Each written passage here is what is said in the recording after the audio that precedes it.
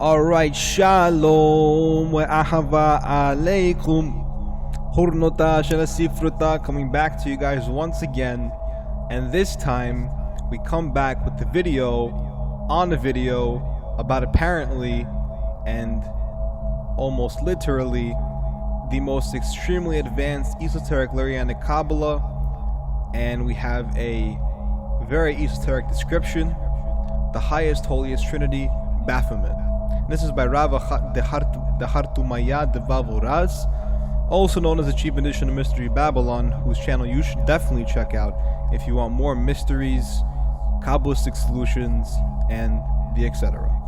So what we're going to do is we're going to go through some of his slides, and I'm going to try to explain basically my take on what he's been saying throughout the whole video. Now here I point out a few more principles that you guys can learn from. I also point out some reconciliations that Chief came across the contradictions of, but handled it in his own way. So I'm going to handle it in my own way and hopefully come to resolution and reconciliation instead of choosing two sides, as it is in the binary universe that we know that the base itself does actually not only mean 1 and 2, which is one basic level, but it means in and out, as if the 1 and the 2 are in and out of each other, and going on so forth. So what we see here is a picture of the Sefirot, and this is the basic 5-part Sufimic arrangement of the Sefirot. So we know that we have Arich Ein Pin at Kether, Abba et Chochma, Ima et Bina, Zirain Pin as the 6 Sefirot, technically, as the 6 Sefirot, Chesed, Gevurah, Tiferet, Netzach, Hod, and Yisad. And we see, we're going to talk about how this star of this Magen David, this holy hexagram that we possess and own, is actually touching the sphere of Da'at, which is very, very important, which is actually just under the 180-degree line of this triangle. And then we have Nukva, or Malchut, corresponding to Malchut down here, which is a square. Now notice one thing, we have a triangle, three-sided triangle like Gimel. Gimel is 3 in Hebrew. It's the number 3 corresponding to the number value. Now notice the 6-sided hexagram in Magen David. 6 corresponds to Vav. And notice the 4-sided square at the very bottom. 4 corresponds to Daled. Gimel Vav Daled is basically G-O-D in English, which is called God. So indeed God signed his signature on the Sefirot, which means that it's actually one of his products, one of his originations. Now, this high holy trinity of Arich Ein Pin Abba ve'Ima is very, very special because it holds the principal formula for Aleph, Yud, Hey, right? Aleph can be derived as source or essence, quintessentially, right? And that essence being of gods. Abba being the Yud and Bina being the Hey, so that's 15 plus 1, which equals 16, that's a Yud Vav.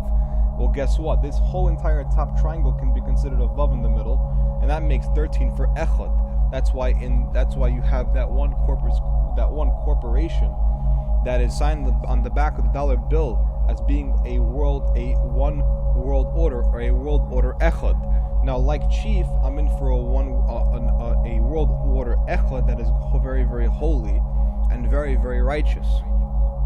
And obviously, I agree with Chief in the fact that it's going to be HaMashiach Yisrael, alright, the Messiah of Israel, who's going to lead that very, very holy global, or I should say constructual project, I guess you can call it, right? Now, I want you guys to focus on this hexagram, and one, it's pretty simple at the fact that it touches every single sphere of Zerayin Pin, including in the middle Zerayin Pin, Tiferet. But why does the top of the hexagram touch Da'at? Is there a way that the hexagram can actually touch the quasi-Sephirot that we're all talking about, whether we know whether or not exists or not, and actually have access to it? Well, guess what else has access to it? The top triangle. Nukva receives from this top triangle in this hexagram, which is exactly why it within itself cannot receive light on its own. So therefore it has to channel these upper two. So in order to actually reach Da'at, Nukva has to either use Zerayin Pin or the upper triangle of Arich Ein Pin, Abba, and Ima. Right? There's no other way that it can possibly happen. But we know in the Kabbalah that Nukva receives directly from Zerayin Pin anyway, right? So if Nukva wanted to have Da'at, Nukva will pair Zerayin Pin, and then only then immediately have this access to the sphere of Da'at. right? And you want to say leaving the construct where your physical body is the physical form which corresponds to Malchut, when that joins Zerampin, which is when you combine your forms, you can just leave the construct with Da'at. That's one explanation of this diagram that I wanted to give. And we skip along here. And this is a very, very important section, because here she was going to distinguish the methodologies and the understanding between the Ramak, Rabbi Moshe Cordovero, and the Arizal, Rabbi Yitzchak Luria, right? And what he says about the Ramak is as such: the emanation of Kether is called Arich Einpin, and is the first concealment / emanation of the emanator. So here we have to realize that how exactly the Ramchal uses 1 and 2 is definitely like a master. The first emanation, second emanation. But when he mentions the word concealment, you must remember that concealment comes in the latter texts of the Holoreanic Kabbalah, such as the concealment and revelation of the Father and the Son, respectively. So if you're going to say that these Kabbalists were lesser than the later Kabbalists, you're wrong, because the later Kabbalists had to build off of their foundation in the earlier times. Their foundation in the earlier times, compared to the foundations where the Arizal was, is a much greater gap, because that foundation was built from Sinai, versus the foundation that the later Kabbalists built only came from the times of the Ramak himself. Right? That's one point of Chiefs I disagree with. The fact that the later Kabbalists were in some way greater, right? They're definitely more because they built the foundation more, but always usually the older ones are the greater ones, right? They're the Gadolim because we learn from them being the younger ones, right? This is how it should be, in my opinion. And notice how he calls them concealments, a very, very grand mastery thing to do, especially since most of the grandmasters reside in the realm of the Holoreanic Kabbalah, because a lot of them unfortunately think that the classic Kabbalah is too easy and basic, which is not true. Because if Holoreanic Kabbalah once again is an extension of the classic Kabbalah, what makes them the classic Kabbalah? If the Arizal stuff is so crazy, then how much more crazy is the earlier stuff? The newer stuff actually gets even more interesting, right? It gets more dealt with, right? But the older stuff is usually some of the most fascinating stuff, right? And that's kind of why I'm old school guy, right? Grew up with old school people, so that's just kind of how we roll. The second concealment / emanation is Zerampin, and he includes all 8 Sephirot from Chokhmah until Yesod, right? Now that's what the Ramach says. So we have to keep in mind here that he says that Zerampin basically has 8 Sephirot. Now we're going to skip a little further than this.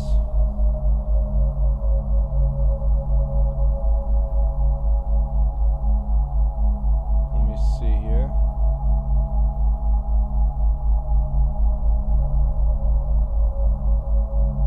There we go. Now he focuses on the Arizal's work in Sefer Etz Chaim, chapter 12, part 1, or sentence 1, paragraph 1, I should say. The 6 extremities, which are Chesed, Gevura, Tiferet, Netzachot, and Yisod, the Zerampin, and Pasim, meaning literally written. Etz Chaim, gate 12, not chapter, gate 12, chapter 1. So now we come down and see that according to the Arizal, the Zerampin has 6 extremities, which correspond to the 6 Sephirot, which means basically that Zerampin has 6 Sephirot now. So he then puts it into one slide, which is really cool, and he labels the slide as high error. I would label the slide as contradiction. The chief had put some flags up. To me, it's just a contradiction. We deal with them all the time, but he put some flags up. Why would she put up flags? We're going to find out. Because the classical Kabbalah defines Zerampin as Chokhmah to Yisod, 8 Sephirot. The Holoreanic Kabbalah defines Zerampin as Chasad to Yisod, right? Which is quintessentially 6 Sephirot, right? Now, what we tell is that one has one number and the other one has another number, but they're both the same text. So in the Sefer Yetzirah, it doesn't violate necessarily word or text, it violates number. We can deal with this by going back to the word Zera'impin. Zera'impin has how many extremities in its basic form? 6, right?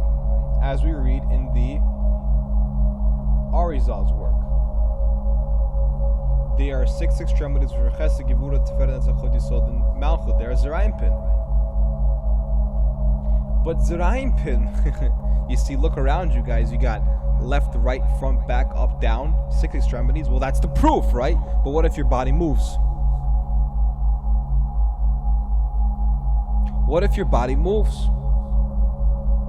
There's the beginning of the movement and the end of the movement, which would be the 4th axis above, in Chokhmah and Bina. So is the Arizal basically telling you can't move?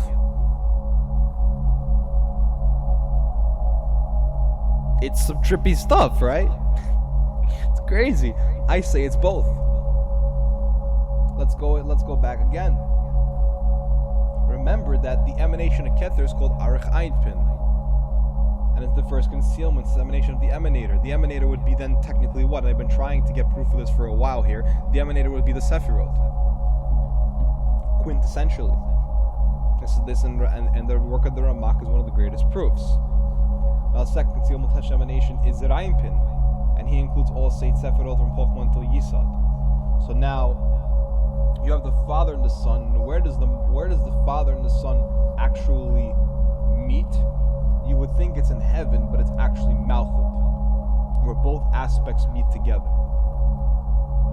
into one physical body. Well, that's why Yeshua HaMashiach said, if you've seen me, for sure you've seen the Father. Because like Father, like Son, the fruit doesn't fall far from the tree.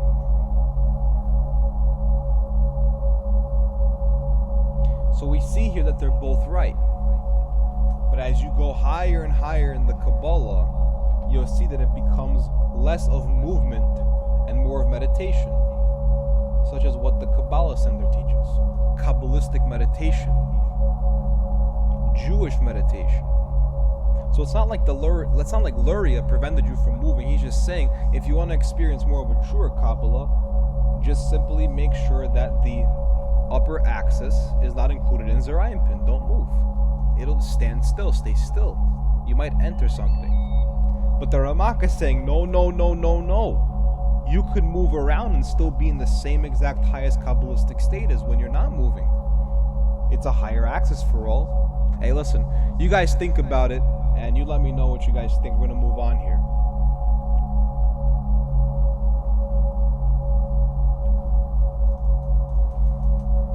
And this is further proof of what Yeshua HaMashiach was saying. As Chief said, this is something I want to highlight for this video. It's very important. Father and Son concealed and revealed. If you've seen my face, if you've seen me, well, then you've certainly seen the Father, because the Father in that stance is concealed. Is the Father still present in Malchut? Yeah, all around Yeshua. All around Yeshua. Father is keeping his seed concealed, right? Inside his aether, so to speak. And then he can enter the womb of his mother, so to speak, of Bina, understanding, to be able to have the heart to understand. Father and Son concealed and revealed. And this is very ancient Zoharic Kabbalistic language for Chokhmah and Tiferet. Meanwhile, the Son is out there revealed in no matter what part of the world. Indeed, the Mazalot are concealed. But only when the Son goes to that different place of the world are the Mazalot revealed. For when the Son is concealed, indeed the Father is revealed. That's why when Yeshua was concealed and he was put away underground for a little bit, the Father was revealed, his will was revealed. And then everybody realized. Classic Yeshuatic story, by the way.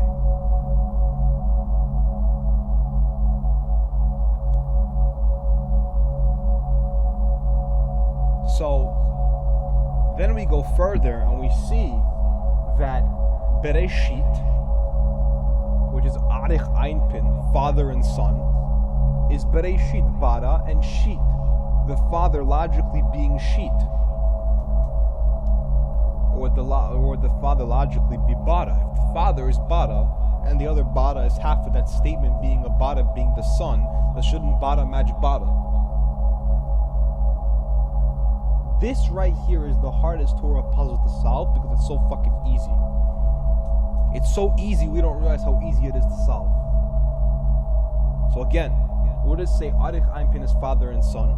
This Bereshit is father and son. To designate which one is which is a whole story. And we're going to say that the next Bada is Zer Einpin.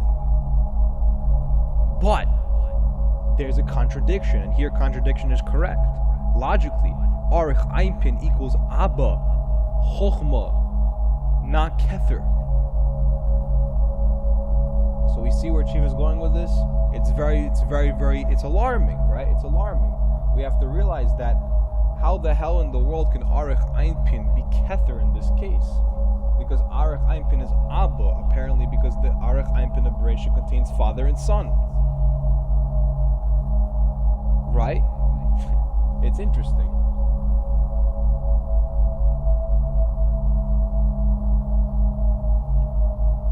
The reconciliation here goes all the way back to that initial diagram. In that initial diagram I showed you, which is here. This Arich Einpin actually includes Kether, Chochma, and Bina. Right? Kether, Chochma, and Bina. That upper triangle contains them. Zer Einpin is equal to the Nukva, is equal to the lower 6 Sephirot plus the Nukva. Right? So that's technically 7. 7 is between 6 and 8. And it indeed takes the chief magician of Mystery Babylon to do something like this, right?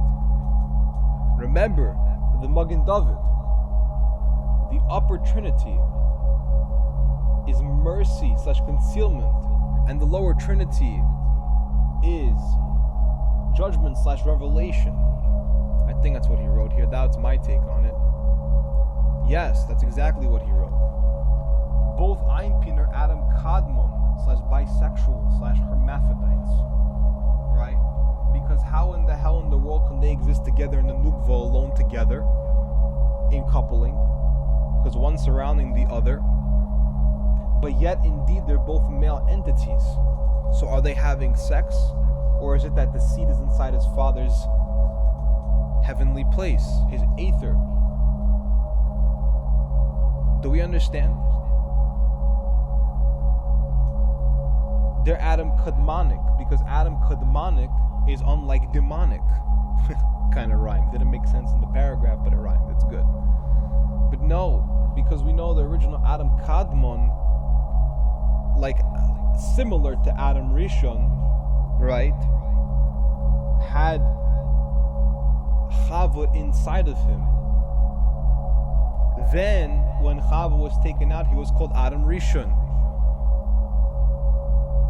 So is it sexual or is it sensual? You guys decide. That's all I'm going to say. You guys decide.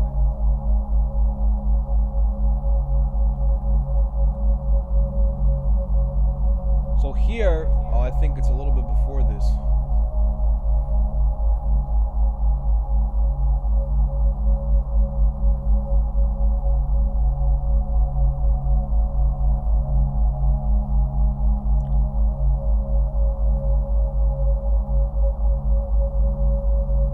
So we know in the Zohar that all orders of one are actually 3. So you can even go back and say that the one God is really 3 gods. And those 3 gods are actually 7. Because the one, which is the Sephirot, the one Sephirothical tree, is really 3 columns. And those 3 columns are divided in Kether, Chochmah, and Bina. And what it takes is 7 more to complete the Sefirot themselves back to the beginning. 137 is 137, which is Kabbalah. That's the whole Kabbalah summed up in a sentence. Go back if you need it with a snack. Check this out. This is Atika Kadisha in 3 heads. They are included in 1 head. So there's 1 head that is really 3 heads. This is the highest head above. So it's not just above, it's above. It's 2 abovenesses. It's not just above, it's above. There's above and then there's above the above. What's above the above? It's called God. Quintessentially, you're talking about God here. Because Atiyah Kadisha is engraved in 3. Furthermore, Atiyah Kadisha is engraved in 2. Furthermore, Atiyah Kadisha is engraved in 1, and He is 1, and everything is 1. So it goes 3, and then it goes 2, and then it goes 1. Right? Notice something with the Satan as well. He goes 3-prong shin, 2-prong tet, 1-prong noon. Now every single level of Satan matches the high holy Kadishin, because every single Kadishin needs a particular Satan or adversary to be able to look out from the younger ones. It's the same 3, 2, 1. Gimel base Aleph, right? To progress the house to 1. And those principles of progression and house and echad are taken from some very high Grand Masteric initiation that is indeed by Chief Edition of Mystery Babylon, and Yirah Ha'ari, who are some of the, in my opinion, greatest Mekabalim that I've met in this lifetime and in this generation. It's amazing. But it keeps going. 3 heads are revealed. This inside that. You have to understand very carefully what you're reading. This inside that. This above that.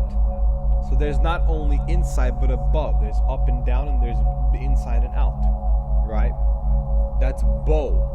Literally base, in and out, vav, up and down. Right? The Magen David, up and down, triangle up, triangle down, bow. Right? It's literally mamush in. Right?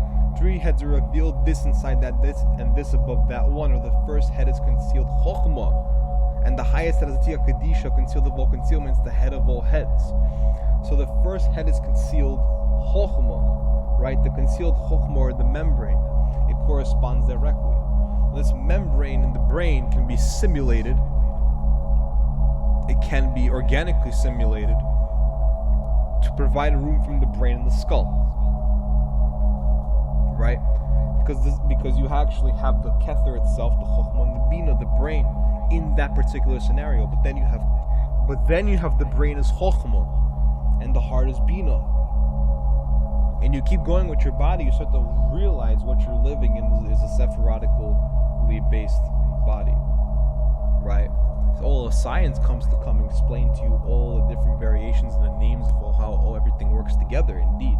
And the religion tells you where it comes from, indeed from God. And the philosophy is that basically you inside your body are basically in a spacesuit that's in a dimension which is created through a particular instruction set manual. And all the books that we're reading are from this instruction set manual. But what we're reading at this level in the manual is so deep and so advanced that it's talking about the highest of things. And I totally agree. So now we're going to come to a place which is kind of hard to understand, but we're going to make it easy to understand. Kether hu, by the way, hu, it's not a what, it's a hu, meaning it's a being, is generally called the Atiyah Kadisha, is divided into 2 parts, which are 3. So those 2 parts are divided, which are actually 3 parts. Perhaps this is im kolel, perhaps one of those parts is an extension, right? The explanation is that it was divided into Atik Yomen and Arach Einpin. After this, Arach Einpin was divided into heads, kether of Arach Einpin and the chokhmah of Arach Einpin, which is the concealment, which is the concealed brain within that Arach Einpin. Ergo Kadisha, Atiyah Kadisha includes 3 heads. So Atiyah Kadisha is known as the kether. Then you have the kether as Arach Einpin and the chokhmah of Arach Einpin. Then you have that as the concealed brain, which is within Arach Einpin, as I just mentioned to you, that the brain is chokhmah. Chokhmah of Arach Einpin, which is the concealed brain that was in the, that's what I just explained to you. But just in a different term, in a different terminology, right? But it all comes from this particular understanding. Now, this is the Vitalian Kabbalah, and it gets a certain level of direct drive into this level of Kabbalah. Check it out. Atiyah Kadisha has 3 heads. Upper head is equal to Atikya, means such ancient of days. Arach Einpin 10 Sephirot. The lower head, Arach Einpin, includes 2 heads. Middle head, Kether of Arach Einpin. Lower head, Chokhmah of Arach Einpin. So then that middle head is the Kether of Arach Einpin. The upper head is Atika Yomin, the ancient of days. So what's literally above your skull? You would have technically skin. You technically have skin. Now, would you call that the actual Atiyah Kadisha? And then is it really Atiyah Kadisha, which was the aspect of Hashem that gave us garments of skin in the beginning? Perhaps, right? But this basically describes the entire vestige of the Kabbalah and the Atiyah Kadisha. And remember that these Sephirot and Partsufim can be assembled with the cross provided to us by Yirah HaAri through a very, very special visitation to the desert that he experienced, which you can watch on his channel for free.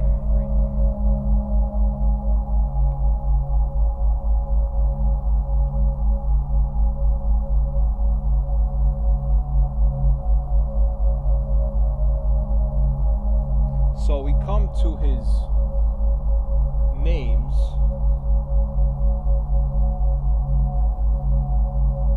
That he wants to give for Cathar as it relates to a divine archetypal family for the concealed parts of the Cathar. So it's not Atik Kadisha, right? It's a new name. He needs a new name for the 3rd head of Atiyah Kadisha, quintessentially, right? For the 3rd head, which is the lower brain. The lower brain, which is called Chokhmah. You could just say brain, or perhaps moch, right, as a partsuf.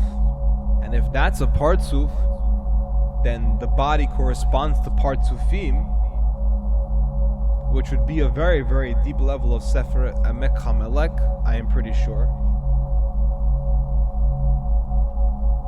Now, the last time I checked, there are 12 Partsufim in total, with the different pairings and couplings included. There are also 12 bodily systems. Now, I'm not going to guess the names here for these particular places, and you guys can watch the rest of the video, because I think I've explained everything I wanted to explain. But all I'll say is that indeed the Kabbalah gets very, very deep. But go ahead, guys, go to Chief's channel, check him out. He has some of the best Kabbalah that I've ever seen, period, and I'm pretty sure that anybody could see on the internet these days. Also check out Yirah HaAri at the restoration of the breach. I say the same thing for Yirah, right? Fantastic Mikvubal. And remember that we're Jewish, we're proud of who we are, and we will continue our work in Torah and Mitzvot as long as we can, Be'ezrat Hashem, and be a light to the Goyim to keep the world away from evil things and to only cleave to the good things, right? B'Shem HaMashiach Yisroel. Amen. ואנוכי חורנותה של הספרותה, ואני דברתי קל עליכם. שלום. והסלע ומים